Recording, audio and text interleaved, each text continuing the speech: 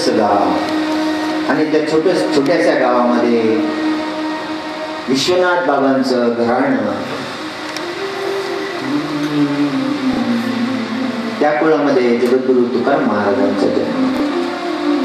पांडुरंगाच्या भक्तीची परंपरा फार जुनी होती.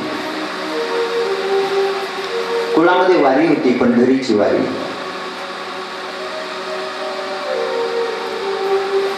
पित्यानं वारी दिली होती जगद्गुरु तुकाराम महाराजांना.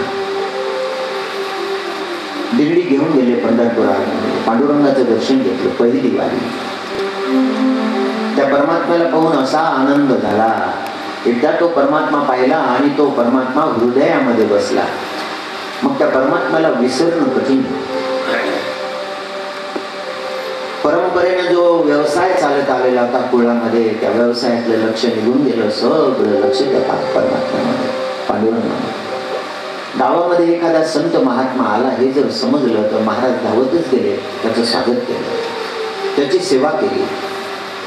त्याच्या मुखातून निघालेले शब्द लक्षपूर्वक ऐकले, अभंग टिपून घेतले. आपल्या जीवनाचं कल्याण झालं पाहिजे.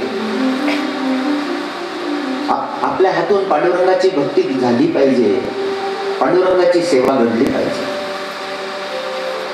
कुठे कीर्तन आहे असं कळलं, कुठे प्रवचन आहे असं कळलं की महाराज धावतच गेले. मोठ्या श्रद्धेनं ते श्रवण केले.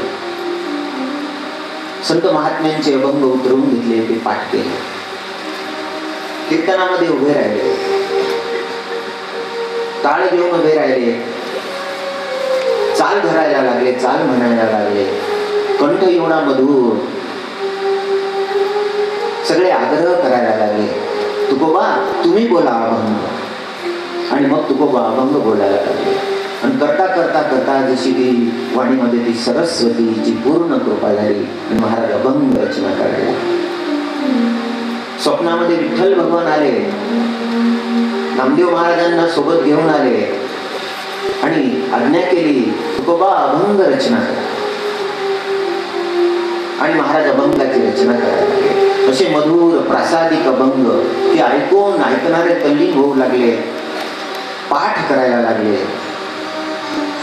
महाराजांचे अभंग लोकांच्या वाणीमध्ये सर्वत्र ऐकू यायला लागले. आणि देहूमध्ये महाराजांचे विरोधकही होते.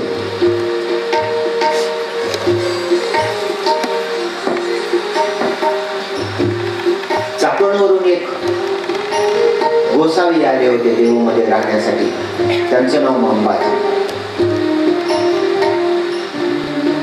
त्यांनी महाराजांच्या मंदिराच्या मागेच, पांडुरंगाच्या मंदिरामागेच एक मठ बांधला होता. तिथे ते निवास करते. आणि देहूमध्ये जेव्हा महाराजांचे कीर्तन होत तेव्हा ते येऊन बसत असत. कीर्तन श्रवण करण्यासाठी नाही येऊन बसत असत. शास्त्राची काय त्रुटी यांच्या अभंगामध्ये मिळते शोधक दृष्टीने बसत असत. पण त्रुटी काही मिळत नव्हती. परिसरातली जाणकार मंडळी, ज्ञानी मंडळी महाराजांच्या कीर्तनाला येत. महादजी पंत कुलकर्णी, गवरसेठ वाणी, मालजी गाडे अशी महाराजांची टाळकरी मंडळी, संताजी जगनाडे,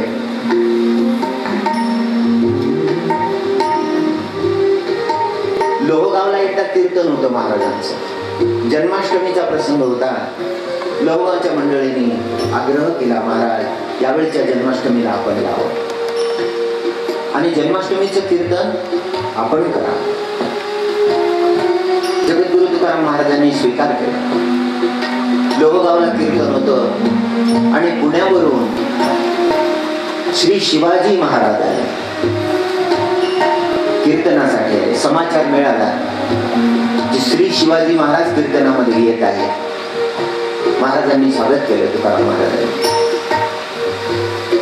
मोठ्या श्रद्धेनं समोर आसन दिलं. श्री शिवाजी महाराज कीर्तन श्रवणासाठी बसले. कीर्तन आरंभ झाला. श्रीकृष्ण परमात्म्याचं महिमान जगद्गुरु तुकाराम महाराज वर्णन करत होते.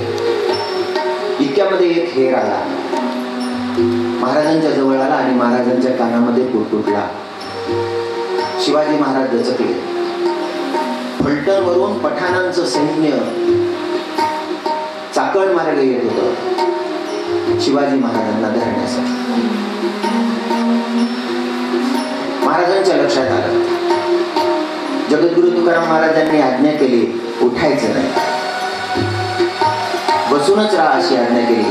आणि पांडुरंगाला प्रार्थना केली की हे पांडुरंगा, धर्माचं कार्य करण्यासाठी एक राजा या भूतलावर जन्मला आहे, त्या राजाचं रक्षण करणं तुमचं कर्तव्य. सैन्य येऊन धडकलं, धो धो पाऊस पडायला लागला. जे सैन्य आलं होतं त्यांनी पाहिलं की एक घोडेस्वार निघालेला आहे. पठाणांच्या लक्षात आलं हे तो शिवाजी है, पीछा करो भागने ना पाय. सगळं सैन्य त्याच्या मागे लागलं. महाराजांचं इकडे कीर्तन पूर्ण झालं. श्री शिवाजी महाराजांनी पूर्ण कीर्तन श्रवण केलं. जगद्गुरु तुकाराम महाराजांचं दर्शन घेतलं. महाराजांनी आशीर्वाद दिले. महाराज सुखरूप आपल्या निवासस्थळी जाऊन पोहोचले. सगळ्या त्या सैन्याला बोलवलं. असा अद्भुत प्रभाव महाराजांच्या कीर्तनात. तुकाराम तुकाराम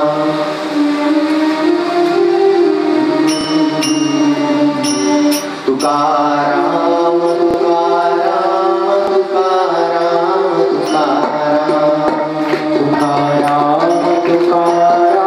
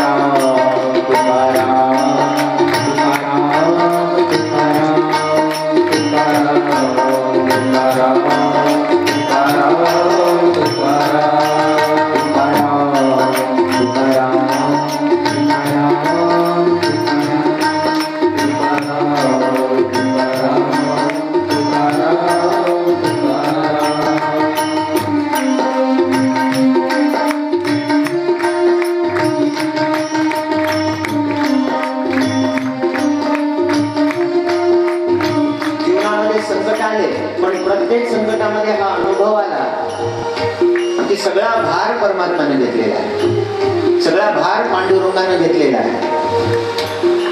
त्या पांडुरंगाची फार मोठी कृपा आहे. कृपाळू आहे तो पांडुरंग.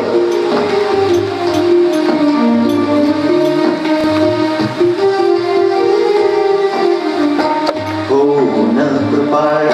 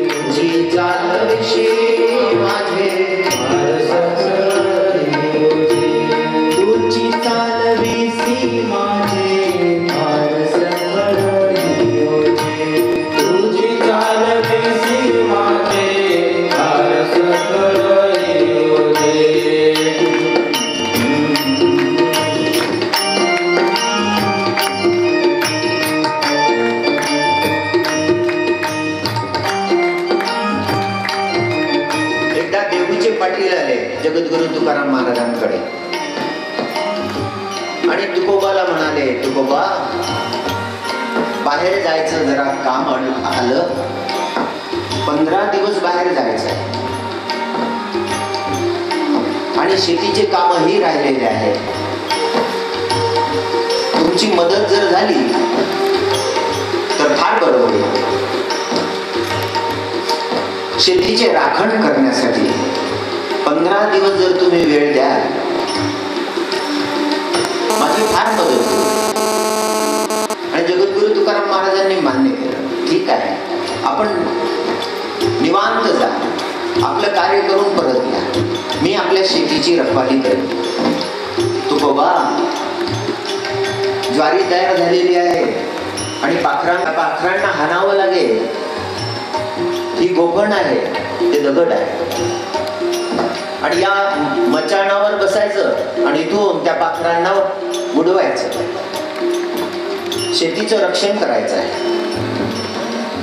महाराजांनी मान्य केलं, काही हरकत नाही, जशी आपली अपेक्षा आहे तसं होईल. महाराज जाऊन बसले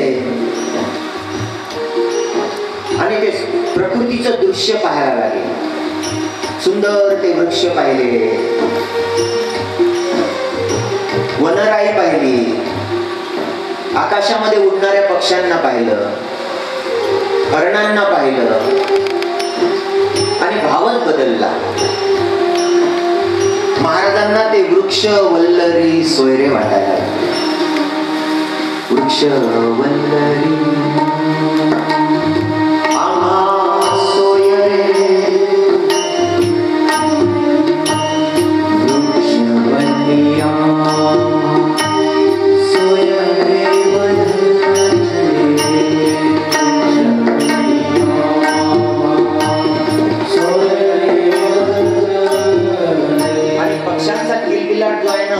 असं वाटायला लागले की जसे ते आळवायला लागले, मधुर स्वर ते वाटायला लागले. तल्लीन झाले जगद्गुरु तुकाराम महाराज भजनामध्ये. आणि भजनाचे प्रेमी जे होते ते सगळे त्या ठिकाणी आले आणि सगळे भजन करायला लागले. आणि सगळ्या पक्षांनी तिथे प्रवेश केला आणि दाणे टिपायला लागले.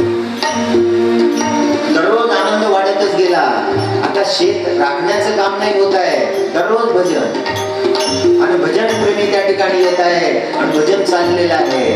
अनेक तास असे भजनामध्ये जात.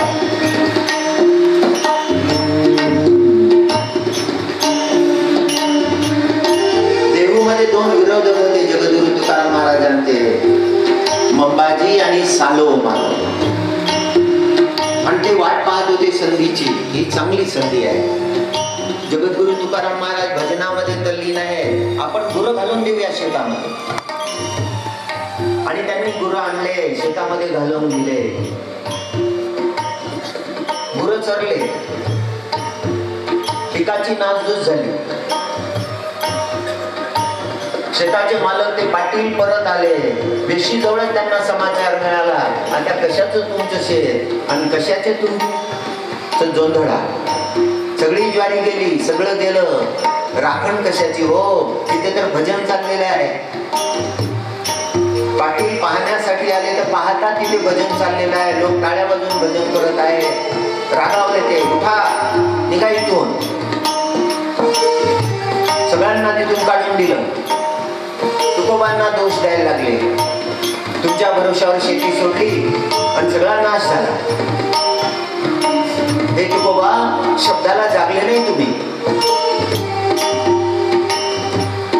तुकोबालाही कळत नव्हतं कसं उत्तर द्यावं. माझी नुकसान भरपाई मी घेईन, मी तुम्हाला सोडणार नाही. तुमच्याजवळ आहेच काय? शेताचा एक तुकडा आणि घर, ते तुम्हाला आत्ताच लिहून द्यावं लागेल. पाटील घेऊन गेले चावडीवर, ते सगळं लिहून घेतलं. मला भरपाई करून द्यावी लागेल, आणि जर मला पाहिजे तेवढी भरपाई नाही मिळाली तर मग तुम्ही विचार करा. मग तुमची शेती गेली, तुमचं घरही गेलं. महाराज घरी आले. आईने विचारलं, सगळा प्रकार समजला. आई म्हणाली, गोणीभर धान्य मिळणार होतं ते तर गेलंच, पण राहतं घरही गेलं आणि शेतीही गेली. वेळ आली, कापणीची वेळ आली. माणसं शोधले पाटलांना. कापणीला सुरुवात झाली. तुकोबा त्या ठिकाणी हजर आहे. तो कागद घेऊन आलेले आहे. पाटलानं ताकीद केली होती की तू कागद घेऊन हजर राहायचं. जेवढा जोंधळा मला अपेक्षित आहे तेवढा जर मिळाला नाही तर मग तुमचं घरही घेईल आणि शेतीही घेईल. कापणी झाली, आता धान्य काढायची वेळ आलेली आहे. आता माणसांची आवश्यकता आहे आणि तिथे एक मनुष्य आहे, एक तरुण वयाचा मनुष्य, काळ्या रंगाचा पण सुंदर मुखमंडल छवी असलेला. त्यांनी पाटलाला विचारलं, काही काम मिळेल का? पाटील म्हणाले, मजुरी काय देशील? तुम्ही द्याल की? 2 वेळेचं जेवण देऊ, मजुरी सांगा. तुमच्या इच्छेनं द्यायची, माझ्या इच्छेनं नाही. नाही, नंतर वाद नको, आधी सांगा. जे इतरांना देतात ते दे. मान्य केलं. जोंधळा तयार व्हायला लागला, ज्वारी तयार व्हायला लागली. गावकरी मंडळी सगळी त्या ठिकाणी उपस्थित आहे. महादजी पंत कुलकर्णी आलेले आहेत, मालजी गाडे आलेले आहेत, गवरसेठ वाणी सुद्धा आलेले आहेत. किती अपेक्षा आहे, किती ज्वारी होईल असं तुम्हाला वाटतं? 20 गोण्या व्हायला पाहिजे आणि 20 गोण्या जर झाल्या नाही तर तुकोबाला भरती करून द्यावे लागेल, भरपाई करून द्यावी लागेल. आणि जेव्हा मोजमाप आरंभ झालं तर तो जो तरुण मुलगा आला होता त्याला सांगितलं, हे बाबा तू मोजमाप करायचं, तू जरा मजबूत आहेस ना, धडधाकट आहेस, गोण्या तुला उचलता येतील, तू मोजमाप करायचं. तो म्हणाला, होय. तुझं काय नाव रे? माझं नाव विठ्ठल. बर, मला लोक इट्या म्हणतात. ठीक आहे, इट्या तू मोज. आणि मोजायला सुरुवात केली. 20 गोण्या झाल्या, 30 गोण्या झाल्या, 40 गोण्या. 40वी गोणी भरली तरी अजून धान्य आहेच. पाटलाच्या लक्षात आलं, तुकोबा सामान्य नाही, आपली चूक झाली, आपण यांना मनुष्य समजलं. हे पांडुरंगाचे भक्त आहे, हे ज्या ठिकाणी आहे त्या ठिकाणी परमात्मा आहे. शेतामध्ये एवढं धान्य नव्हतं, ते धान्य आलं कुठून? हा प्रभाव आहे